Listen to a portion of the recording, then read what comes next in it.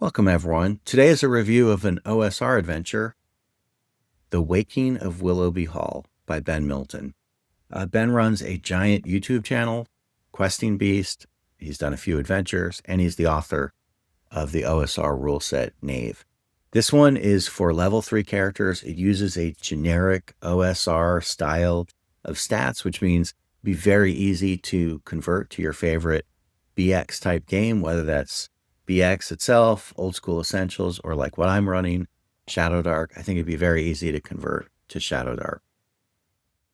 Now, I made a bunch of impulse buys over the years of adventures. Like I see a good review, I grab the adventure, I throw it in a rainy day reading list folder, and I'm finally getting caught up with that folder.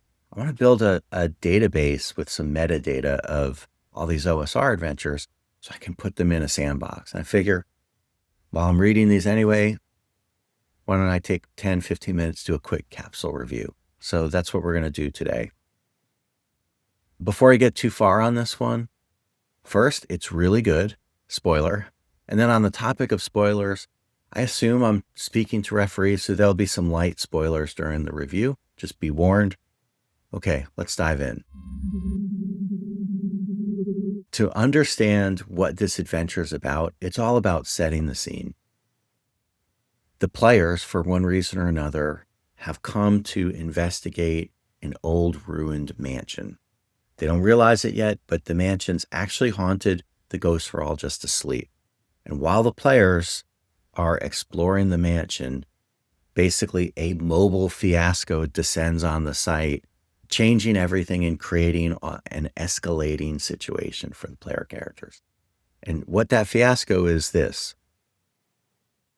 Earlier in the day, 3 non-player character adventurers, thieves, stole the golden goose out of the cloud giant's castle in the sky. They jumped out of the castle, used a feather fall to descend to the village, followed by the angry giant who rampages through the village, chasing these adventurers to get his goose back.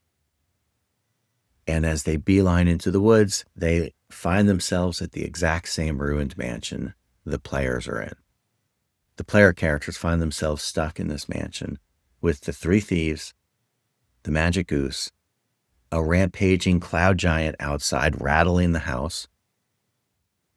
And along the way, the cloud giant, when he was smashing his way through the village, grabbed the holy bell from the church spire and was using it like a flail as he's chasing the adventurers.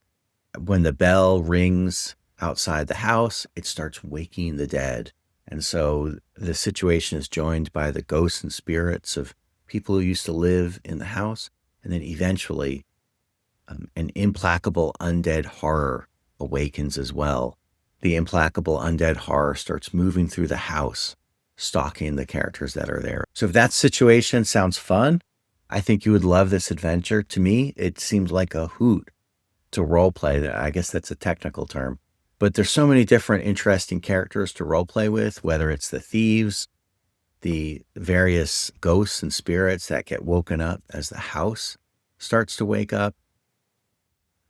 Oh, and of course, the giant himself. Thematically, this one has elements of whimsy and feels like a fairy tale. You've got a cloud giant's castle like Jack and the Beanstalk, and the goose that lays the golden eggs, and then a holy bell that literally wakes the dead. However, I do think you could make it a little horrific too, right? The idea of this giant like looking in windows and trying to reach in, grab people, pop their heads off, squeeze their bodies, toss them. That's pretty horrifying. And then as the house starts to wake up, the idea that you could have this death knight following the characters around, clump, clump, clump, slowly stalking from room to room, I think gives it kind of a Jason or a Michael Myers serial killer quality too. So it's a great setup. There's a lot going on. And the solution in the best OSR way is completely open-ended. There's a lot of different ways the players can try to resolve this one. From a plot hook perspective, so the adventure does give you some ideas. One of the elements I think is really underutilized in our OSR games is just the humble treasure map. Like, I would love to, if I were putting this in a sandbox, whatever the previous adventure was that the players are doing, have some kind of a treasure map, a journal, maybe a bundle of papers that includes a deed to the mansion, something that's going to be irresistible to your players so that as they finish their prior adventure, do their carousing, figure out what they want to do next, it's really attractive to them to want to go to the mansion.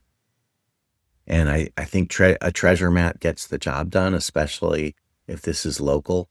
You just want something that gets the players exploring the mansion for their own purposes, and then they end up being sort of innocent victims or caught in the crossfire as the angry giant chases these three no-good-nicks into the mansion. All right, here's the cover. You can see you've got an angry giant peering in the mansion at two of the thieves. The art gives this sense of whimsy and fairy tale qualities. The first 2 pages of the module, obviously I'm looking at the PDF, the first 2 pages of the PDF, these look like they are meant to be printed as quick cheat sheets for the referee to remind them what's going on in the different rooms. I think this is a very nice touch to make things easy for the referee. There's more elaborate descriptions of the rooms later in the adventure. The first couple pages of the adventure are really organized to help you stay on top of the escalating situation. So this column on the waking describes how the house wakes up. We get 3 different encounter tables for when the house is sleeping, restless, and then fully awake. And it continues to get more and more dangerous. And then that's followed by these stat blocks for the angry giant, the death knight, the different ghosts and spirits and former inhabitants of the house, the 3 adventurers that have precipitated this fiasco, and then the golden goose itself. And this is all put at the front of the adventure to make it really convenient for the referee. To give you a flavor of what the room descriptions are like, take a look at this sitting room. It provides the things the players see first for the referee, followed by bullets and indents. Because this is a haunted mansion, the rooms tend to be ornate and a little baroque. There's a lot of different things for the players to interact with. And then because each room has multiple modes, what's it like when the players start exploring? And then what does it become like as the house starts to become haunted and wakes up? You can see that further in the room description. And that's really it. We don't have to go through the rest of the PDF. All of the different rooms follow this format. These maps that are in the adventure are not terribly usable for a virtual table or anything like that. But when you get the PDF, you get images that would be easy to load into a virtual table, some player-facing versions of the maps. So that's a nice touch. And of course, they're gridded. When I do a review, I'm looking at 3 different areas, really. Is this some kind of an interesting concept? Something that inspires me or captures my attention? Is it useful? Meaning, does it have utility at the table that makes it easy for the referee to run? And then does the adventure challenge the players in some kind of unique way? That could be like really complex tactics, puzzles, difficult role-playing situations. This adventure clearly checks the box on all 3. It's a really interesting situation. The players are exploring a place, and then this escalating fiasco gets thrust upon them. You can see from the layout how this is organized. Ben's made it really friendly for the referee to use at the table. The players are caught between 2 difficult things: the angry giant that's outside of the house, and then eventually this implacable undead that wakes up and starts stalking them throughout the house. It presents an interesting challenge for the players with a lot of different solutions and a lot of great role-playing opportunities. I highly recommend this one. I'd give it a 5 out of 5. It has touches of fancy and whimsy and this fairy tale quality, but I love horror, and this is one I think you could dial up the horror a little bit too between the angry giant and the implacable Death Knight. I'm looking forward to putting this one in one of my sandbox games.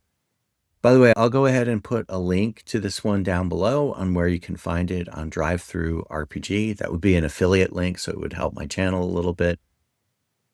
If you've made it this far, please consider subscribing. Thanks. Okay, that's it for today. I'll see you guys next time.